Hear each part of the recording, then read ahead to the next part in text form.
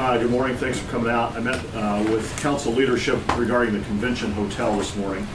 Based on conversations from over the weekend and yesterday, I expected to hear recommendations to change the scope of the current hotel project and that a new firm had been engaged to conduct a third-party financial evaluation. Instead, the focus of their concern has now shifted and is related to their desire to attract the medical school expansion project. Project, by the way, I also wholeheartedly support. It is relayed to me that they recognize the need for a hotel but believe the medical school should take priority. Now, unfortunately, that project is still in the early stages. No decision on location or funding from the state has been made at this time. It's important to note that even if the state legislature approves during the 2015 budget session, it will be months before ground is broken on that project. If you'll recall, our administration made a presentation in April, and our financial experts demonstrated the financial capacity of the city and our ability to do both the proposed hotel project and the medical school expansion.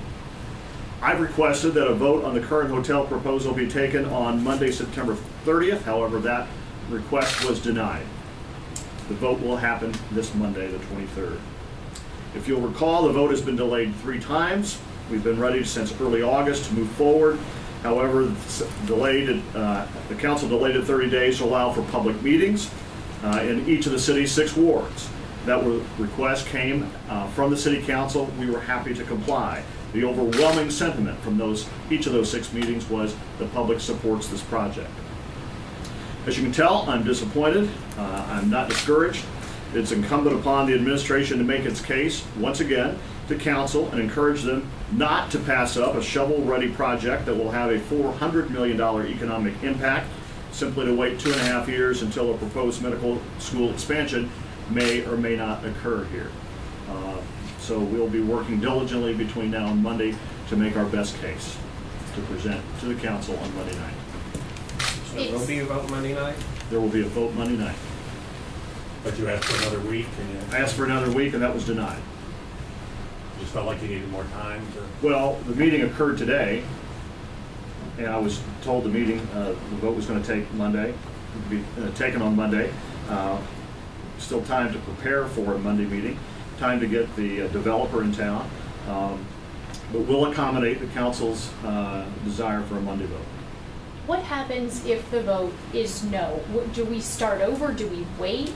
Or we, as in you, do you wait on this? What happens? I don't know. If the vote is no, the current project as we know it will be dead. What happens after that is, I don't know yet.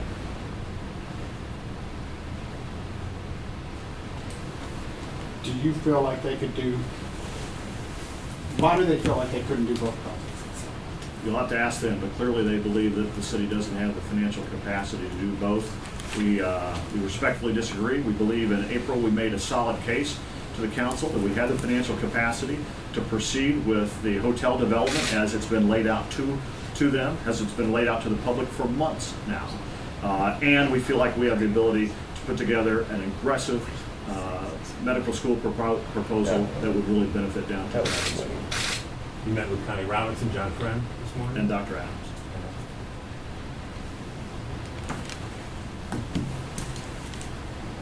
You know, you said you're going to be working hard between now and Monday, but at this point, I mean, what else can be done? It seems like you guys we're going to go to Monday's meeting with the thought that we can convince 5 people on council that we have the financial capacity to do both of these projects. We feel that's our objective.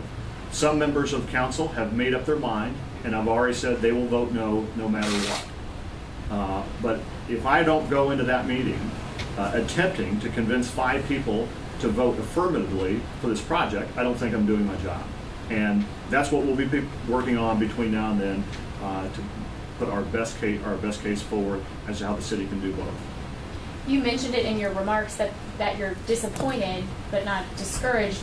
This has been obviously the main focus for a long time, and I don't know if you could just expand on that. I mean, it has to be for something you're putting so much time into, to see it possibly go away like that. Yeah, I think I'll withhold my sort of personal feelings about where I am emotionally until after there's a final vote. That would be premature, because we're going to go into this, as I go into everything, with a positive attitude. Our attitude is that we're going to try as hard as we can to convince 5 members of council that our city needs to be progressive, that we need to make investment in the downtown. This investment will spur more investment, and that we can get Evansville back on the Convention and Visitors Bureau map. That's our objective, and we're going to do so with the most positive attitude and hope that 5 members see it that way. And you brought a positive attitude. Is it hard to maintain that positive attitude at this point when there have been so many hurdles, and seemingly each new day brings a new hurdle, especially in light of what happened this morning? Each new day brings a new opportunity, and we learn something new every day about how to govern. We learn something new every day about how to proceed with big projects, and this is certainly another new opportunity to learn. And we're disappointed but not discouraged. It's been touched on many times, but if you could kind of go through it again, what does, in your eyes, Evansville and particularly downtown stand to lose if that vote is no, if this deal falls apart? Evansville stands to lose a lot. We have a lot of momentum in our downtown right now. The Ford Center has been a success by practically anyone's standards. It's a wonderful venue for athletic events. It's a wonderful venue for concerts. More and more people want to live downtown. More and more people want to come to downtown. If you go back and listen to what people said in all of our visioning sessions, our voice sessions, they talked about the excitement and the momentum of downtown. So I think we lose downtown. If you went to any of the 6 public meetings we had about the convention hotel, there was overwhelming support for it. Think about this. When was the last time in Evansville that you were aware that supporters of a project drown out the opponents? There was a pretty loud statement made by the citizens of Evansville who think this is needed. So if it doesn't go forward, I think we lose a huge opportunity, but we'll learn from it and move on. Mayor, correct me if I'm wrong, but I think you said on Facebook that you went to an HCW property in Arizona. You visited it? Or? We went to the HCW property in Branson, Missouri.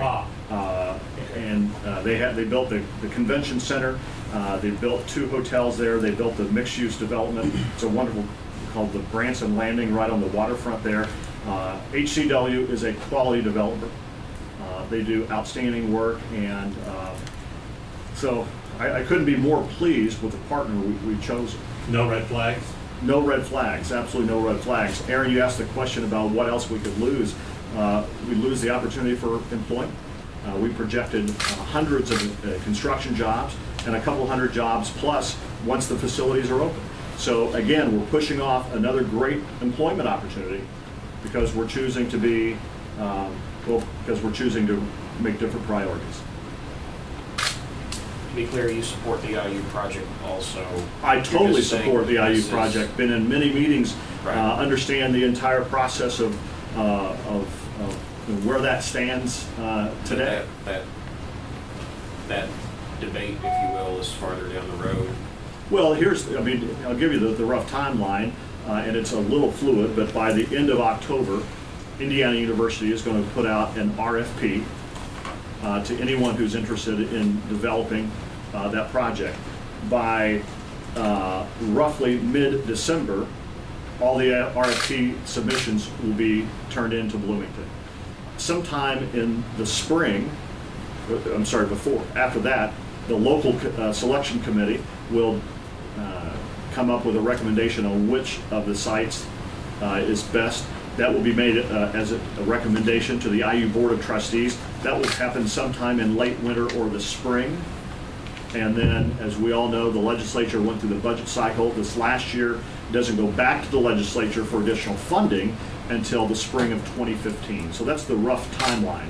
But again, it's a project I wholeheartedly endorse. In the meantime, you want to see a hotel start to be built. Absolutely, absolutely. I mean, I fully believe that we have the financial capacity to do both projects. And we don't have to choose one over the other. What goes through your mind? I mean, I say it on a daily basis, almost a daily basis. What goes on when you drive past that in your mind? I've said, someone asked me this the other day, I think about what could be. I think about a 10-story hotel and a 78-unit apartment tower that will totally change the look of downtown. It will create jobs. It will bring conventions back to Evansville, and it will be a destination for young people that are really wanting more and more fun places to go. And a rooftop bar and all the amenities that that facility will have, I think, is a wonderful opportunity. So when I drive by that lot, I think about what could be. Was this kind of change in, I mean, everybody's been following along with these financial questions. Was this new kind of change in thinking as far as with the med facility a surprise to you guys this morning, or has this been something that council had brought to the table before? We talked about the medical school months and months and months ago.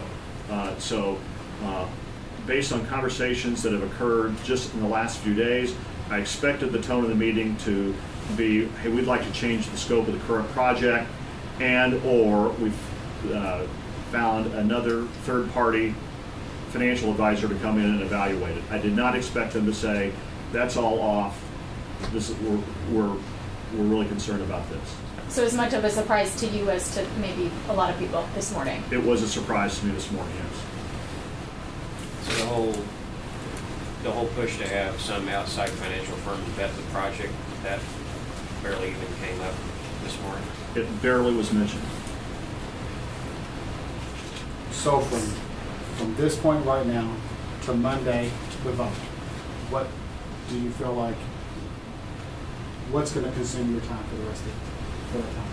Well, there's a lot to do, but we have a number of meetings that are already organized between now and then that we'll get speakers lined up who will support the idea that we have the financial capacity to do that we have the need for additional jobs in our community.